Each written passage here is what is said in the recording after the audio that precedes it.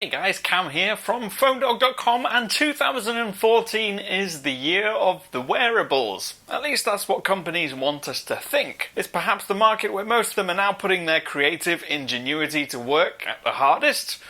And of course, Apple has just announced its own wearable device that's not going to come out till next year, but two of the hottest wearable devices, or more specifically smartwatches on the market right now, are the Pebble Steel and the Moto 360. I wanted to compare them to see how the features and functions and performance were between them, but also compare their styling and design to see which one is actually the best smartwatch overall. Let's find out. You can't talk about any kind of watch without looking at the design. For me, it's got to be the area where the designers and manufacturers focus most of their attention. After all, it's something you wear on your wrist, it's a personal device, and it's something that's on you all the time that you're going to look at, that people are going to see, and it sort of has to go with your style. So clearly not every smartwatch is going to be for everyone. But the Moto 360 and the Pebble Steel are perhaps two of the most stylish that have been released so far. And both are made out of metal and glass and leather. And that's perhaps where the similarities end. Now, to say that the Pebble Steel isn't stylish is an absolute lie. Compared to every other smartwatch, it's the most traditional in terms of styling. Its chassis is a classic rectangular shape with slightly curved edges on the left and the right side.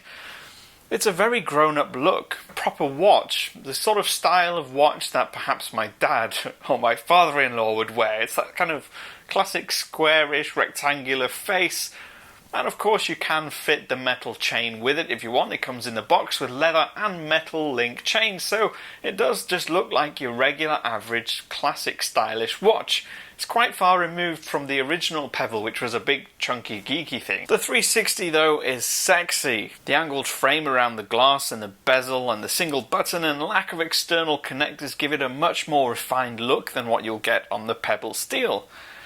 Even down to the gold ring around the button. The strap is a beautiful thick band of Horween leather. And yes, we can probably talk about that black bar at the bottom of the display because it does sort of ruin what's on there. But without it, there would be a much thicker, uglier bezel around the entire display, and quite frankly, in use I've not really noticed the fact that it's there at all. Both watches are water resistant and both have their own proprietary method for attaching straps. So you can't just go into a jewellery store, buy a regular strap and fit it to your Pebble or to your Moto 360. It simply won't work. You'll have to do a lot of digging around and pulling things apart to make them fit. Now, the Pebble Steel has 4 buttons for control. 3 of them are on the right edge and 1 is on the left. Now, these kind of tarnish that classic look a little bit because on a normal watch you're used to seeing maybe 1 little dial on the side, not 3 big chunky buttons on one and then a big chunky button on the left. And that's perhaps where the Moto 360 has got it right. There are no buttons, apart from the one that looks like it should be there because it's a watch. So on the design front, I would say that the Moto 360 does edge it. The Pebble still got sort of a geeky undertone to it that makes it slightly less appealing to the regular person, but still it does look good. Up until recently, these two watches were the same price, but the Pebble Steel has recently been dropped to $199.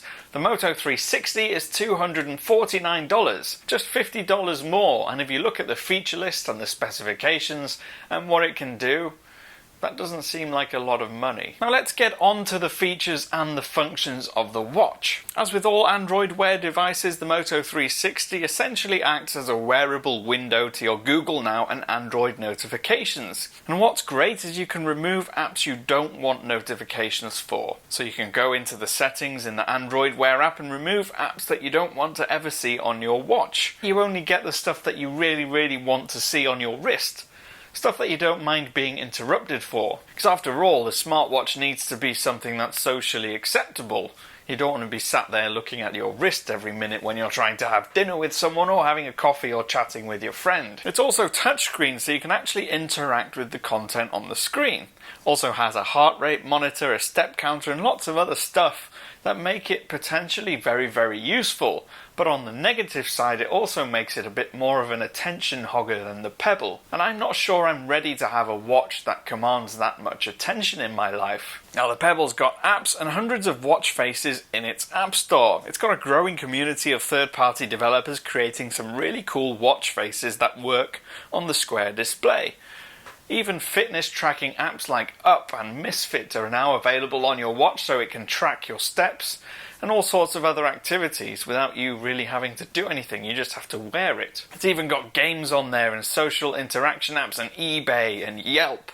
All kinds of apps are now available on the Pebble, and they're all very easy to use. In terms of function, one thing that the Pebble Steel has over the Moto 360 is that it's cross-platform. Android Wear at the moment is only compatible with certain Android devices running the right version of software, whereas the Pebble is available for iOS and it works with Android as well. You can use it on both. And that's really, really handy, especially if you don't want to be tied to a single platform. If you have one Android device and an iOS device, you only need one smartwatch, and that's the Pebble. The same can be said if you're choosing to upgrade to a different platform. You don't then have to go out and buy a brand new watch as well. Although the buttons sort of ruin the look and the design of the watch, they actually make using it really intuitive. I didn't even have to read any instructions when I first got it to know what the buttons would do.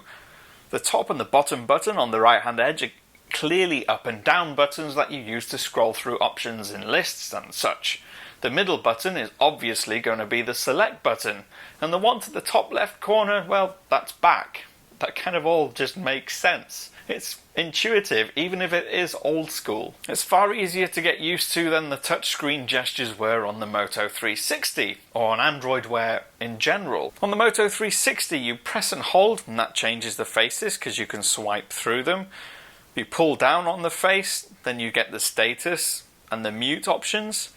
If you swipe right, that dismisses your notifications. If you swipe up, that scrolls through the different notifications and apps. If you swipe left on a notification, that takes you through all the different options that you can actually action for that particular app. You get a notification, you can just tap on the screen and sometimes see the message, but that very much depends on the app. A double tap on the screen wakes it up or launches Google Now. Sometimes does both, and can be a little bit temperamental. And of course the button on the side, you can press it once to activate the screen or press and hold it to get a variety of options like adjusting the screen brightness or switching the watch off or restarting it. There are a lot of options and it doesn't take too much time to get used to them, but it's not as intuitive and easy as the Pebble Steel is to control. The performance and battery life side, the Pebble will give me about 4 days use on a full charge. The Moto 360 will get me through 2 days just. And that's thanks to a software update. Before the most recent update, it would probably only get through a day. You can change various settings like putting the ambient sensor on or off to make it last longer or less. And on the performance side, actually swiping through the touchscreen on the 360 can sometimes feel a little bit unresponsive. It's a bit laggy at times, and